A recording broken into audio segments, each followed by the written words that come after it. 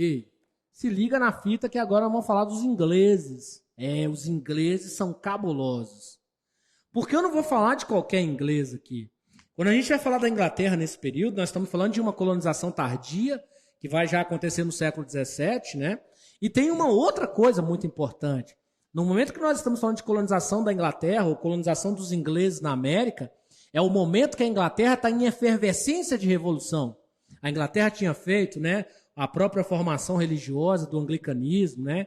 A Inglaterra foi lá, criou a igreja anglicana a partir do Henrique VIII. Quando o Henrique VIII criou a igreja anglicana, ele abriu muito campo para a burguesia, e a burguesia era composta pelos puritanos. Isso mesmo, puritanos é o nome que se dava aos calvinistas ingleses, né? Só que vai acontecer da Elizabeth I morrer e não deixar herdeiro, o que vai abrir de novo o campo para o retorno do catolicismo na Inglaterra a partir de 1640. É a partir desse período, né, e nessa convulsão desse século dentro da Inglaterra, que eles vão começar o processo de colonização. Só que a colonização da Inglaterra, ou a colonização que os ingleses estabelecem, não é a colonização do Estado inglês. É aí que está o pulo do gato. A colonização que se estabelece a partir do processo inglês é feito por colonos, pessoas da Inglaterra que se sentiam ameaçadas na própria Inglaterra, se sentiam perseguidas e que resolveram fugir da Inglaterra, sumir da Inglaterra e nunca mais voltar. É por isso que nós chamamos a colônia inglesa de colônia de povoamento. Porque quem colonizou não tinha objetivo nenhum de voltar para a metrópole, tá? E aí a gente tem que separar. Por isso que cada colônia nos Estados Unidos, elas são independentes entre si. Olha que louco. São 13 colônias. Não são 13 capitanias hereditárias, não são 13 vice-reinos, não são 13 capitanias gerais, são 13 colônias. Então, cada colônia já se estabeleceu de uma forma, tá? Nós vamos ter 3 sistemas coloniais, inclusive sendo estabelecidos na América do Norte, colônias do Norte, colônias centrais e colônias do Sul. São esses 3 sistemas que vai se estabelecer aí. Mas a gente vai falar muito sobre isso aqui, né? Um período aqui para a gente poder fixar isso na nossa mente aí. Mas é bom você saber disso, né? Dentro da colonização inglesa, o que vai mandar muito é o próprio contexto de conturbação interna na Inglaterra, né? As questões inerentes ou as questões internas na Inglaterra foi o que gerou, né, esse fluxo de migração de ingleses, né, principalmente puritanos, outra época católicos, né, a saírem da Inglaterra e irem para a América inglesa ou para a América do Norte. Gente, quando o anglicanismo foi criado, você acaba com o catolicismo? Não, mas o catolicismo não é mais a religião oficial. E o calvinismo, que é a outra vertente religiosa, né, dos puritanos que existia na Inglaterra, não é a religião oficial. A religião oficial é uma religião intermediária entre calvinistas e católicos, a religião do Henrique VIII. O Henrique VIII criou uma igreja hierarquicamente católica, lembra que eu expliquei para vocês? E automaticamente, além de criar uma igreja hierarquicamente católica, ele criou uma igreja que tinha vocação teológica no João Calvino, só que não era pura, por isso os puritanos. Esses 2 seres vão vir para a América, né? Vão vir para a América do Norte para colonizar. E aí eles se estabelecem aqui. Para vocês terem ideia, a lógica do governo inglês, quando começa o processo de colonização, é que os colonos morreriam na nova terra. Eles não acreditavam que eles iam dar certo, não.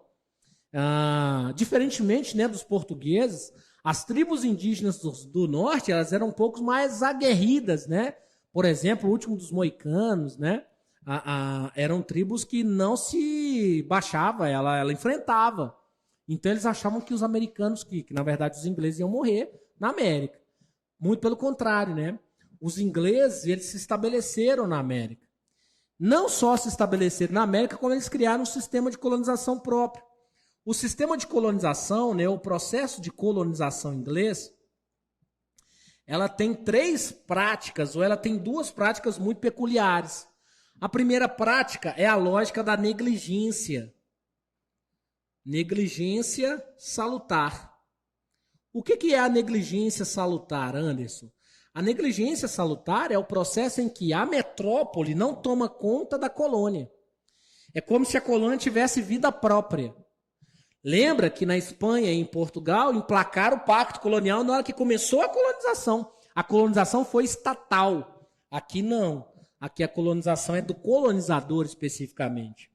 Isso deixou o colonizador com o peito aberto para o vento, justamente para ele poder criar o que ficou conhecido como self-government. O que é o self-government, André? É um sistema de autogoverno. Quer dizer que a colonização, que vai contar com 13 colônias, vão lembrar disso, cada uma das colônias tinha o seu próprio sistema de quê? De governo. Então é como se esse processo de colonização ele já nascesse o quê? Independente. É como, tá? Nada mais justo de lá na frente a gente ver que o lugar que mais usou as ideias iluministas primariamente é as colônias inglesas. Eles usaram de fato as ideias iluministas. Ó, as 13 colônias elas nasceram quase que independentes. Elas só não nasceram independentes porque os colonos eles gostavam de ser colônia da Inglaterra. Eles davam uma abertura para a Inglaterra. Nasceram quase independentes. Vou colocar aqui a palavra quase, só para ninguém depois ler isso e esquecer do quase aqui, tá? Então eles tinham a não participação do Estado e, além disso, eles criaram um sistema de autogoverno. Então as 13 colônias se estabelecem de forma livre, né? E dentro desse estabelecimento de forma livre, a economia das 13 colônias ela vai funcionar de forma diferente. Nas outras colônias que nós tratamos até agora, pacto colonial. Na economia da colonização inglesa, nós temos o comércio triangular. Olha que doido. Então, dentro da lógica do comércio triangular, você tem possibilidades de mercado consumidor da própria América, né, das próprias 13 colônias. Vamos pegar aqui, ó. As 13 colônias estão aqui. Elas visitavam o continente africano, porque tinha muitas feitorias, né, e comércio na horda da África. Elas visitavam aqui regiões da América Central, Cuba, por exemplo. Então, elas faziam fluxo econômico com 3 comerciantes diferentes. Ela quebra o pacto colonial. Esse sistema triangular, gente, ele demonstra para nós que os ingleses já nasceram com liberdade econômica.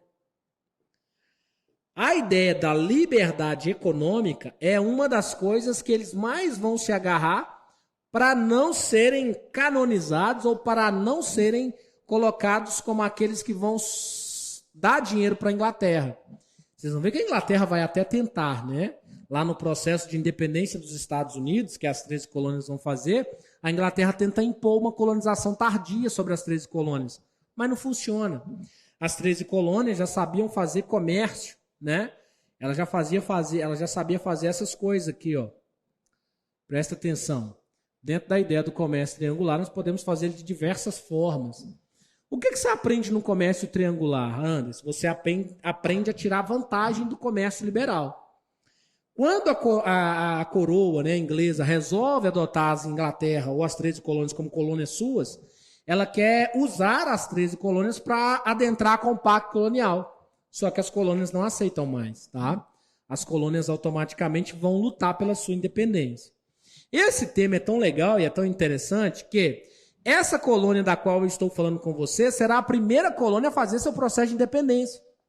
Isso justamente porque essa colônia não tinha regra, por exemplo, que impedia essas colônias de estabelecer mercado comercial ou de crescer as manufaturas, ao contrário do Brasil, da América Espanhola, né, que tiveram muitas leis sobre isso. Então, os 13 colônias eles vão se dividir em 2 grandes grupos, né, os do Sul e os do Norte. Os do Sul são mais tipo Brasil, né, a galera que constrói em grandes latifúndios, produção de cana-de-açúcar, produção de algodão, escravização do negro. Do lado do Norte, manufatura, pau quebrando, trabalhador assalariado, quando não assalariado compulsório. Inclusive, essa divisão entre Norte e Sul vai gerar lá na frente a Guerra de Secessão Americana. Mas isso é tema para outro vídeo, para outro momento. Nós, por enquanto, vamos ficando por aqui. Beleza? Tamo junto.